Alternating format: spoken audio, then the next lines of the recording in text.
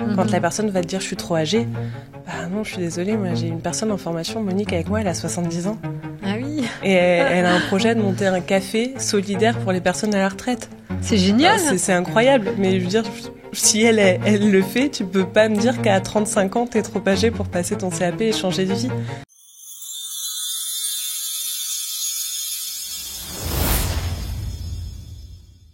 Bonjour Anaïs, je suis ravie de te recevoir dans notre podcast Décideur News. Eh bien, écoute, ravie d'être là, merci beaucoup à toi de m'avoir invitée. Donc on va reprendre un petit peu ton parcours. Alors tu as commencé avec un métier qui n'a rien à voir en tant que éducatrice spécialisée et finalement tu es devenue entrepreneuse dans le domaine de la pâtisserie. Donc est-ce que tu peux nous raconter un petit peu comment s'est fait ce changement de vie ? J'avoue que le cheminement est un peu particulier. Alors, avant même d'être éduque, j'étais en école pour être orthophoniste. Pour te dire, j'ai au grand désespoir de mes parents, aimé le changement dans ma vie. Et à la fin de mes études d'éduque, ma mère m'a offert un cours de macarons parce que vraiment, en vrai, elle se fichait de moi. Parce que mes macarons, c'était une catastrophe. Je m'étais mis en tête d'apprendre à faire ça. À savoir que j'avais jamais été passionnée de pâtisserie avant ce jour-là. J'ai jamais passé du temps en cuisine avec ma mère quand j'étais petite. Je détestais ça. Mais les macarons, c'était mon truc. Mais j'y arrivais pas. Du coup, ma mère m'a offert un cours à mes 19 ans. Et en sortant de ce cours, je lui ai dit « Maman, j'arrête mes études d'éduc. » Il me restait 6 mois. Je veux être pâtissière. Et donc, elle m'a dit « Mais jamais, ma fille. Tu vas finir tes études. Tu iras en master. Tu seras prof. Mais jamais tu feras pâtissière. » Et du coup, il y avait un petit challenge qui s'est placé.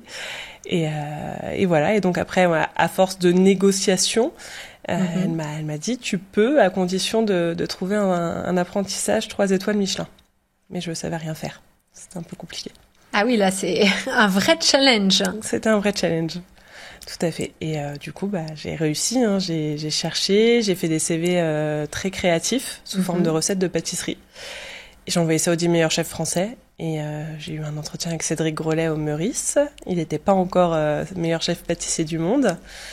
Et puis, c'est le premier chef avec qui ça a fité comme ça aussi naturellement. Et je me suis lancée avec lui, du coup, en reconversion donc au Meurice, à ses côtés. Et c'est l'année où il a lui-même changé toute sa vie. C'est incroyable cette histoire. Et comment tu es passée de faire des macarons approximatifs à une passion pour la pâtisserie et puis avoir cette opportunité de rencontrer le plus grand pâtissier au monde? Eh ben écoute, à force de persévérance, je pense, je crois que j'ai dû faire une 50aine de fois mes macarons. Du coup, à force, j'ai commencé à me prendre par passion de réaliser ça. Donc, j'ai commencé à essayer de faire plein d'autres choses et la passion est arrivée vraiment d'une manière très brutale et très passionnelle pour le coup, parce que j'y passais vraiment énormément d'heures chaque semaine. Et voilà, et vu que ma mère m'avait dit que si je n'avais pas un apprentissage 3 étoiles Michelin, mais il y en a pas beaucoup, voilà. Je me suis dit qu'il fallait vraiment que j'y arrive, donc je voulais sortir du lot, j'ai fait un CV ultra créatif en me disant que c'était les chefs qui recevaient un nombre de CV à la minute assez impressionnante. Et du coup, j'ai réussi à me démarquer. Et lors de l'entretien, je l'avais bossé. Je crois que c'est l'entretien que j'ai le plus bossé de toute ma vie. Je connaissais tout sur ce chef. Et il m'a fait confiance. Donc c'était parti pour une petite année à ses côtés. Incroyable. Et qu'est-ce qui t'a appris de plus marquant pour ton métier? Alors Cédric, je pense que ce qui m'a appris, c'est la rigueur. La rigueur, la propreté, c'est des trucs qui peuvent paraître bêtes, mais en pâtisserie, j'ai pris toute la mesure de ce que ça représentait quand on était dans les palaces et la discipline. Je pense vraiment que c'est au-delà des techniques de pâtisserie, les choses que j'ai le plus appris, la discipline, la rigueur, l'excellence aussi à ses côtés, mine de rien. Et puis de voir qu'en partant de rien, parce que Cédric, il est parti pareil de rien, quoi, dans une petite ville, etc. Il a eu un parcours exceptionnel. Et maintenant, il est meilleur chef pâtissier du monde. Donc, à force de travail, on voit que ça finit par payer. Donc voilà, il m'a donné vraiment l'envie d'aller toucher l'excellence. C'est incroyable. Et ça t'a rendu où tu étais déjà peut-être très ambitieuse. Alors, j'étais très ambitieuse. Le Meurice, c'était quand même très challengeant parce que beaucoup d'heures, beaucoup de difficultés dans le travail, etc. Il m'a appris, je pense, il m'a donné une force de caractère que je n'avais pas à l'époque. Et l'ambition était déjà là, certes, mais vraiment, ils m'ont... C'était très challengeant, mais ça m'a donné une force de caractère assez importante pour être dans un milieu si masculin comme il était. Ah oui, c'est sûr, parce que c'est un milieu très très mal. Et tu t'es sentie comment en tant que femme ? Dans ma brigade, j'étais la seule femme. Donc les premiers jours, tu te sens bien puisque tout le monde t'aime bien, bizarrement. Et puis quand ils comprennent qu'ils pourront pas avoir autre chose que du travail, ça se passe un peu moins bien. Donc ouais, c'était pas facile. C'était pas facile au quotidien, mais bon, fallait tenir. J'avais décidé de faire une reconversion, donc il fallait tenir. Après, ça a ses avantages aussi d'être une femme quand on sait s'en servir. Hein, mais voilà, c'était challengeant. Oh, formidable. Et alors, après cette formation, avec Cédric Grolet, quelle a été la suite du parcours et comment t'en es venu jusqu'à l'entrepreneuriat? Donc entre cette passion, cet apprentissage de la pâtisserie, mais est-ce que l'entrepreneuriat, c'est encore une autre étape? C'est une toute autre étape. Après Cédric, je suis allée avec la personne qui a formé Cédric. Je suis partie avec Benoît Couvrant et Cyril Lignac. Pour moi, Benoît Couvrant représentait vraiment un des plus grands chefs français, les plus talentueux et les plus humains. Donc j'ai eu de la chance de partir pendant une petite année à leur côté aussi, où j'ai appris un nombre de choses totalement différentes. Parce qu'on passe du palace à la boutique, c'est très différent. Tout aussi incroyable, vraiment, et humainement dans un cadre magnifique. Et du coup, en parallèle, c'est sorti d'un truc bête, je sortais du métro. Il y avait une affiche pour Birchbox à l'époque, une box de beauté de Mathilde Lacombe. Et j'ai regardé l'affiche comme ça et je me suis dit, mais ça serait tellement cool si j'avais pu apprendre la pâtisserie d'une manière si simple et si ludique qu'une box. Du coup, j'ai appelé mon frère qui était déjà entrepreneur dans un tout autre domaine. Et je lui ai dit, j'ai une idée. Et en général, quand je lui dis ça, il se dit, merde. Voilà, je lui dis, j'ai une idée. Donc, je lui explique, je voudrais monter une box pour que les gens puissent apprendre la pâtisserie de haut niveau chez eux, avec les ingrédients de ultra qualitatifs, les ustensiles, etc. Et mon frère m'a dit, ok, est-ce que ça se fait quelque part? Je dis non. Il m'a dit, c'est qu'il n'y a pas de marché. Très intéressant. Je dis, c'est pas faux, mais viens, on va en créer un. Du coup, si on n'a pas, pourquoi pas en créer un? Donc on s'est lancé dans cette folle aventure du chef en box. Et puis au bout de 6 mois, on avait créé notre marché puisqu'on était devenu rentable. Très rapidement. Ouais. Et 6 mois après, du coup, je me salariais de la société et je vivais... parce que du coup, j'ai gardé un job en attendant pendant une petite année. Du coup, j'ai travaillé, je faisais tout en même temps. C'était assez épuisant. Et puis voilà, au bout d'1 an, j'ai pu m'en salarier. Au bout de 3, on a eu les premiers employés. Et puis maintenant, ça s'est développé sur plein d'autres choses au fur et à mesure. Incroyable. Et alors, comment est constituée cette box? Donc, c'est pour... Donc, raconte-nous un petit peu à qui elle est destinée, comment elle est composée. Alors, la box, maintenant, on s'en sert plus, on l'utilise plus trop en B2C. Elle se sert surtout pour nos B2B, donc pour nos clients, nos gros clients dans la food. La box, à l'intérieur, il y a une fiche recette qui est plastifiée pour être dans la cuisine sans pouvoir être abîmée. Les ingrédients secs haut de gamme déjà pesés et les ustensiles. Donc en fait, il faudra juste rajouter du beurre, des œufs, de la crème, ce genre de choses qu'on a en général à la maison. Et puis il y a une vidéo tutoriel pour apprendre du coup à faire vraiment la pâtisserie pas à pas. Et voilà, donc ça c'était à l'époque. Et puis on s'en est vraiment servi avec des grandes marques. On a été avec des marques comme Fauchon, on était en boutique chez eux. On a fait des box avec Valrhona, avec plein de super grands noms, des meilleurs ouvriers de France. Enfin, c'était juste incroyable quand je voyais tout l'engouement qu'il y avait autour de ce projet. Mais après, il y a le Covid qui est arrivé. On avait notre boutique à Paris, où on faisait des ateliers de pâtisserie. Covid, boutique fermée, risque de faillite. Donc c'était un peu... on était à moins 30 000, je crois, sur les comptes.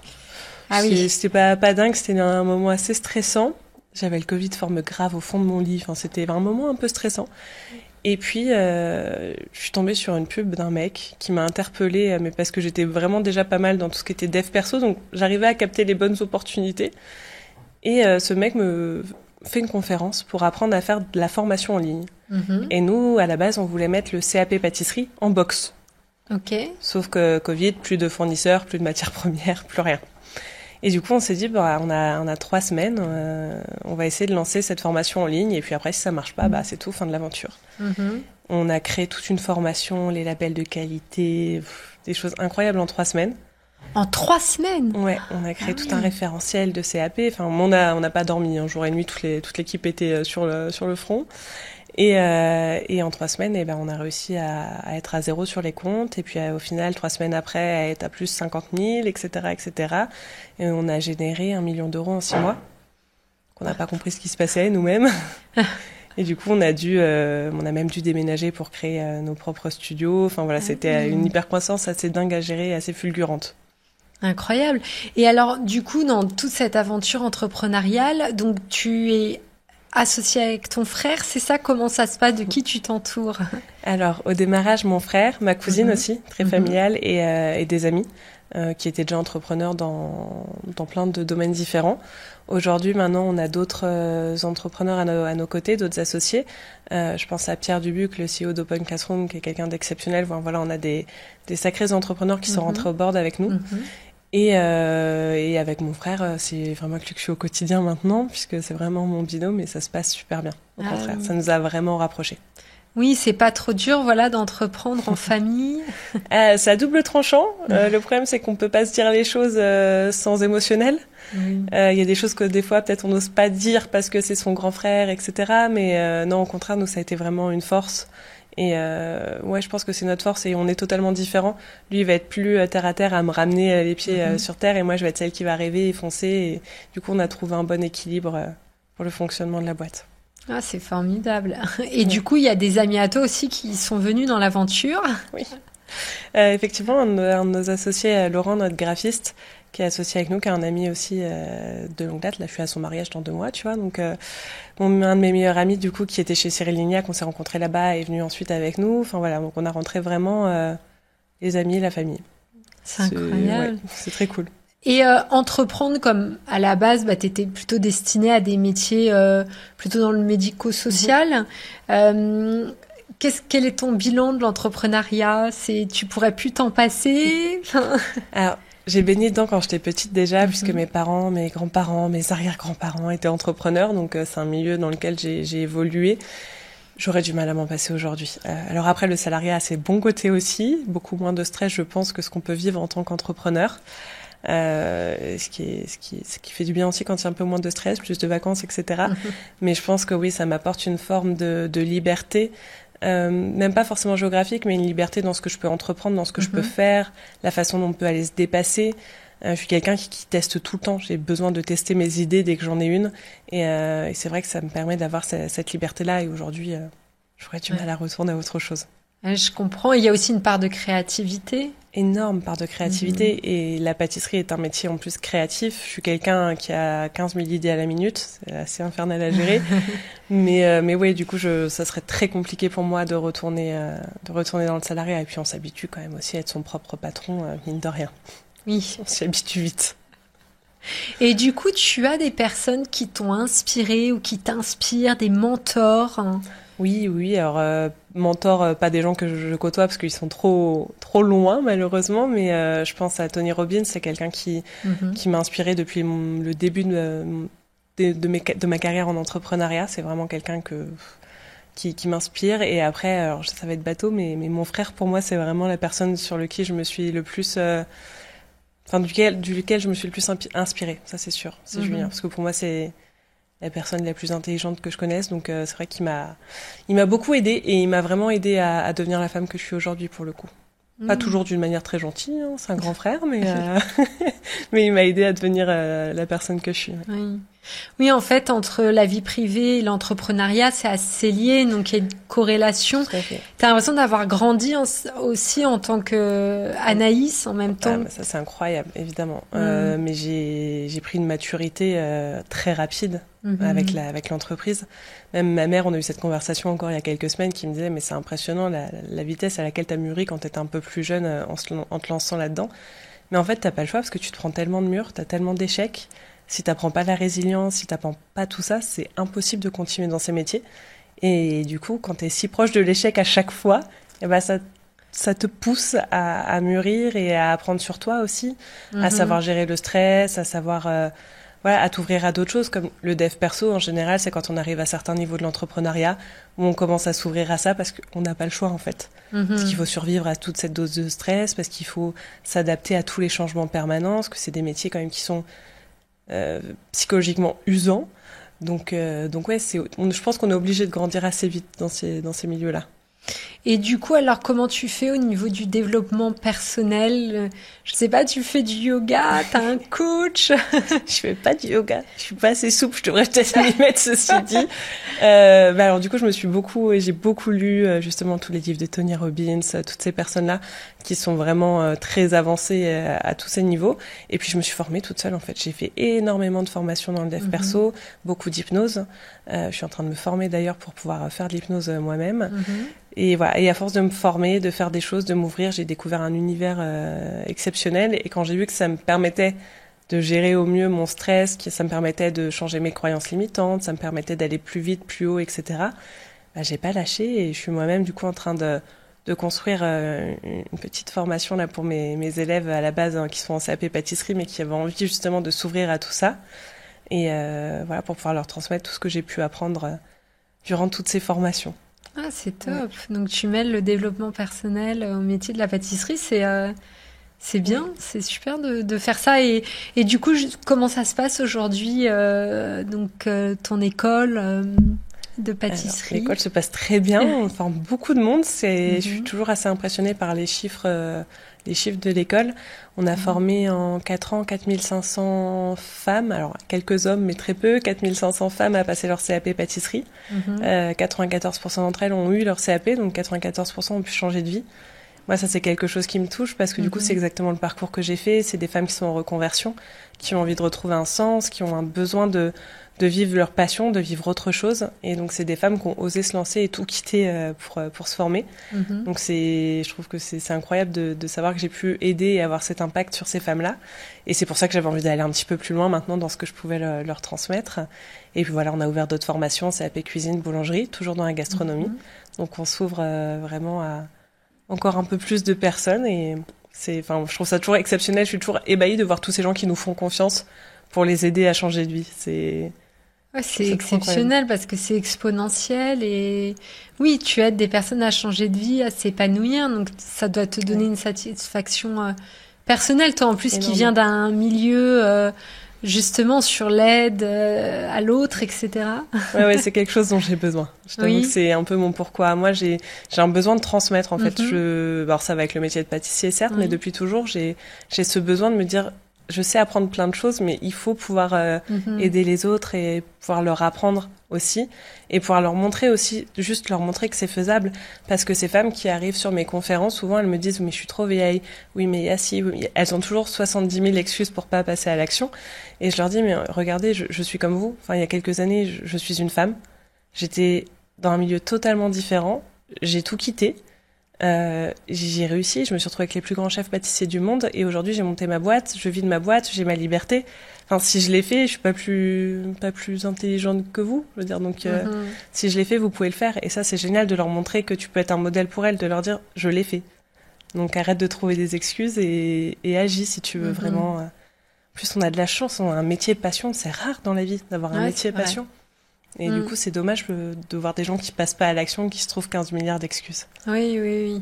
Oui, puis ça revient au développement personnel aussi. Tout à fait. Cette envie d'aider les gens, à casser les plafonds de verre et... Ouais, et puis leur montrer que c'est des croyances, qu'elles ont des croyances limitantes souvent. Quand la personne va te dire « je suis trop âgée », bah non, je suis désolée, moi j'ai une personne en formation, Monique, avec moi, elle a 70 ans.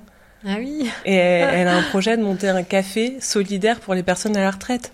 C'est génial. C'est incroyable, mais je veux dire, si elle le fait, tu peux pas me dire qu'à 35 ans, t'es trop âgée pour passer ton CAP et changer de vie. Et comme je disais aussi à une étudiante il y a une semaine, elle me disait qu'elle attendait le bon moment. Mais il n'y a jamais de bon moment. Et moi, je lui ai dit, par exemple, qu'il y a 1 an et demi, donc j'ai eu un accident de voiture. Ça m'a du coup malheureusement mis KO, toutes mes cervicales en PLS. Du coup, j'ai plus le droit d'exercer le métier de pâtissière. Et je lui ai dit, mais regarde, si j'avais attendu, comme toi, j'aurais même peut-être pas pu réaliser mon rêve en fait. J'ai eu la chance d'être pendant 12 ans de vivre pleinement de ma passion. Et si j'avais attendu et me dire oui, il y aura un moment parfait après, j'aurais peut-être eu cet accident et j'aurais jamais pu réaliser mon rêve. Donc il faut leur montrer qu'il y aura pas de moment parfait et que toutes les croyances, elles peuvent se changer aussi. Ouais, tout à fait. C'est inspirant. C'est gentil.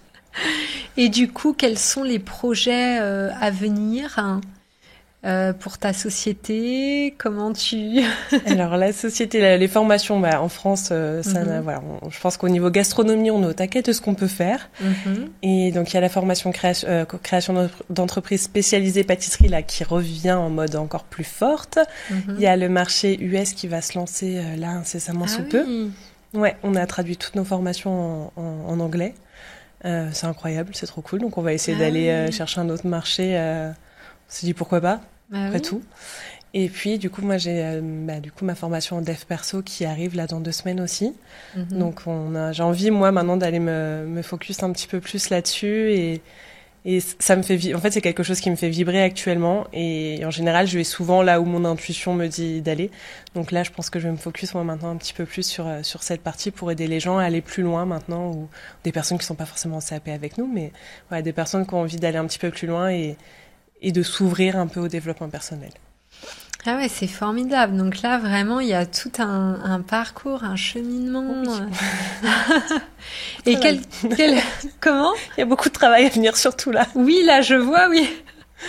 Et quel conseil tu donnerais justement à un jeune entrepreneur qui a envie de se lancer et qui est plein de peur, plein de doutes? Oui.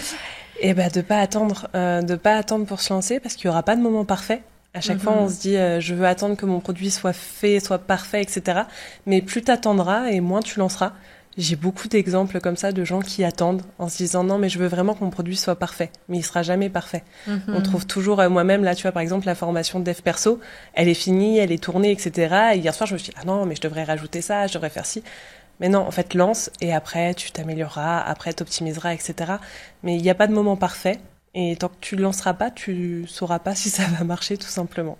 Ouais, être vraiment dans l'action et dépasser sa peur, action, réaction. Exactement. Je dis toujours que je suis pas plus douée, juste un peu plus audacieuse et plus résiliente, certainement que la majorité. Et tout le monde peut y arriver avec de la résilience, avec de la motivation, de la détermination. Un moment ou un autre, le travail, il va payer dans tous les cas, même si c'est pas éminent. Mais pour ça, il faut se lancer. Oui. Pas le choix. T'as bien raison. Mais c'est bien parce qu'on sent que t'es optimiste, parce que l'entrepreneuriat, parfois, c'est aussi un peu les montagnes russes. Je pense que tu as dû passer aussi des moments plus compliqués, non? Les montagnes russes, c'est mon quotidien depuis 10 ans, effectivement. Il y a des moments où on se dit, j'ai envie de tout arrêter, d'aller sur une île déserte, que mon téléphone arrête de sonner toutes les 3 secondes, etc. C'est sûr, ça va être beaucoup de montagnes russes, mais il faut le savoir avant de se lancer. L'entrepreneuriat, c'est pas un long fleuve tranquille. L'entrepreneuriat, c'est pas, je vais te dire que tu vas être millionnaire dans 6 mois. Non, dans 6 mois, tu mangeras des pâtes.